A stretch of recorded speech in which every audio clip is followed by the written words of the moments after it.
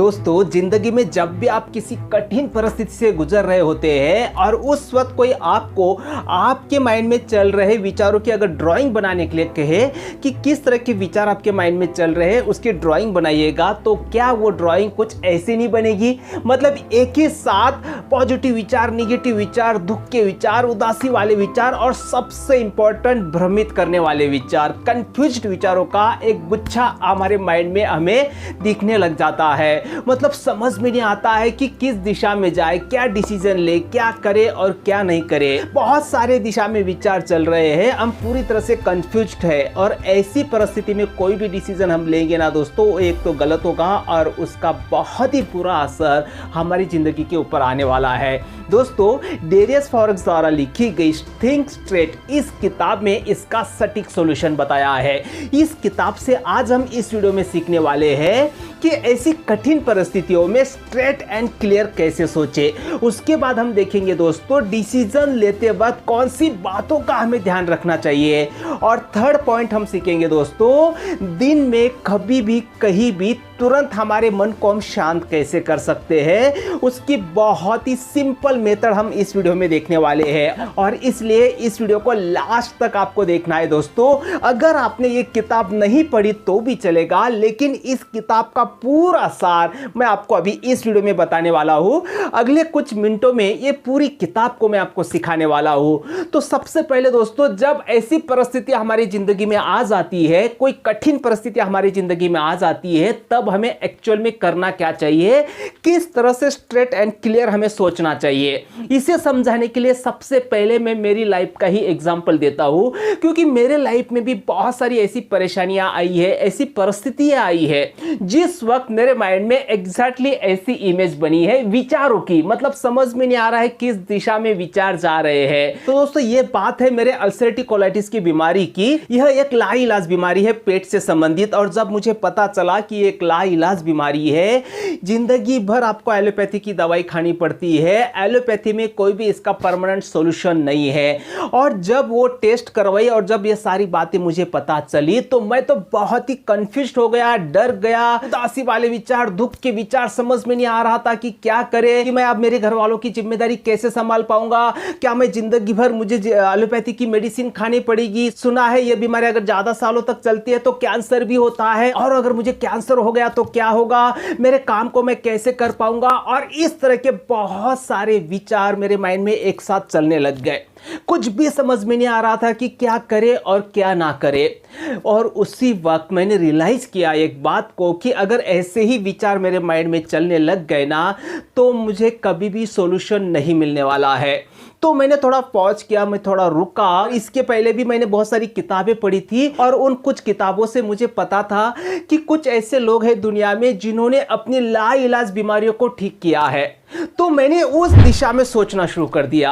मैंने ये सारे विचार साइड में रख दिए और उस दिशा में सोचना शुरू कर दिया कि ऐसे कौन से लोग थे जिन्होंने अपनी लाइलाज बीमारियों को ठीक किया, ऐसी बीमारियां जिसका एलोपैथी में कोई भी इलाज नहीं है। तो मैंने उनका अभ्यास करना शुरू कर दिया। वो जो वॉरियर थे जो अपनी लाइलाज बीमारी से लड़े, तो ऐसे वॉरियर के बारे में मैंने पढ़ना शुरू कर दिया, उनके बारे में वीडियोस देखने शुरू कर दिए। चाहे वो कैंसर से संबंधित हो सकते हैं या आर्थराइटिस से संबंधित हो सकते हैं या फिर अल्सरेटिव कोलाइटिस से संबंधित हो सकते हैं। ऐसे कुछ लोगों से मैं मिला भी।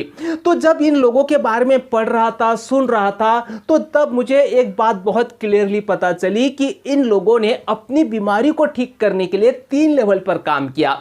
सबसे पहले उन्होंने डॉक्टर की सलाह ली, दूसरी बात उन्होंने अपने बॉडी के लेवल पर काम किया, और तीसरा पॉइंट दोस्तों उन्होंने अपने माइंड के लेवल पर काम किया। बॉडी के लेवल पर उन्होंने प्रॉपर डाइट फॉलो किया अकॉर्डिंग टू डिसीज, जो भी उनकी बीमारी है, और फिजिकल एक्सरसाइज, जो भी उनकी बीमारी है उससे संबंधित जो एक्सरसाइज करनी चाहिए उस तरह की एक्सरसाइज या योगा उन्होंने करना शुरू कर दिया था।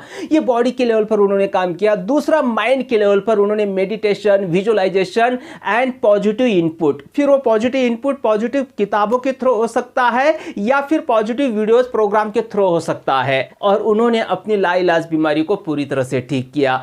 तो अब जो कंफ्यूजन वाली जो इमेज थी मेरे माइंड में, अब वो इस तरह से क्लियर होने लग गई। इस तरह से सही दिशा में मेरे विचार जाने लग गए और मैंने भी उसी दिशा में काम किया और मुझे रिजल्ट मिला।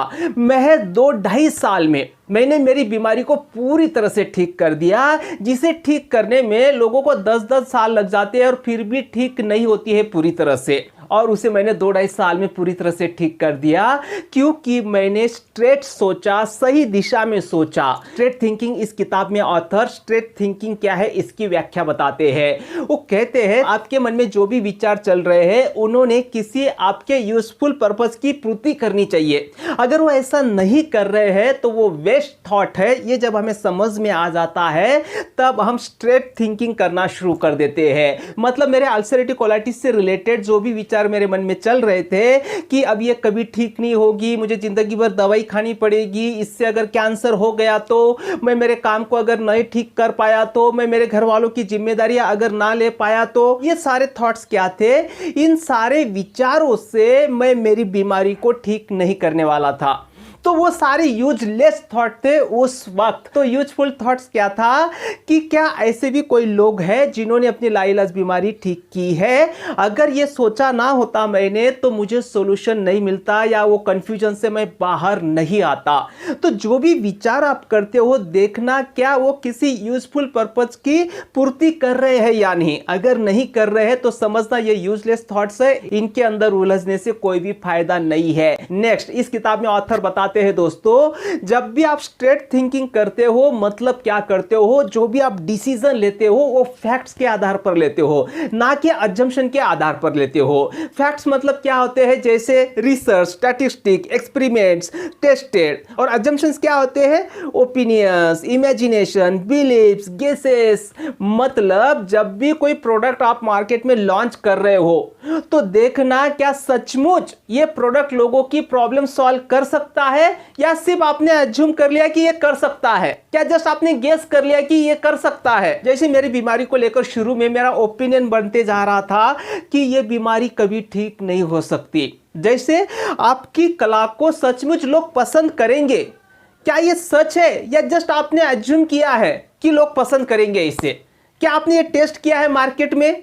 क्या इसका स्टैटिस्टिक्स आपके पास है? कंज्यूमर क्या पसंद कर रहे हैं क्या आपको पता है सर्वे के द्वारा, स्टैटिस्टिक के द्वारा? अगर नहीं है तो आगे मत बढ़िएगा। जस्ट आपको लगता है, आपने एज्यूम किया है, इस आधार पर कभी भी कोई डिसीजन मत लेना। फैक्ट्स के आधार पर डिसीजन लेना, इमोशंस के आधार पर, बिलीफ्स के आधार पर डिसीजन नहीं लेना दोस्तों। क्योंकि जब हम बिलीफ्स के आधार पर डिसीजन लेते हैं ना, कोई अगर हमारा पर्टिकुलर बिलीफ सिस्टम है ना, तो उसे प्रूव करने के लिए सारी जानकारी इकट्ठा करते हैं। फिर वो जानकारी सही हो गलत हो कोई लेना देना नहीं है, बस उसे प्रूव करने के लिए। जैसे वो पर्टिकुलर इंसान गलत है, ये अगर हमारा बिलीफ सिस्टम बन गया तो उसके हर बिहेवियर से, उसके हर बर्ताव से हम यही क्लू निकालते जाएंगे, देखो ये कितना बुरा है, देखो ये कितना बुरा है, देखो मैं बोल रहा था ना ये बुरा है। तो एजम्पशन के आधार पर कभी भी कोई डिसीजन मत लेना।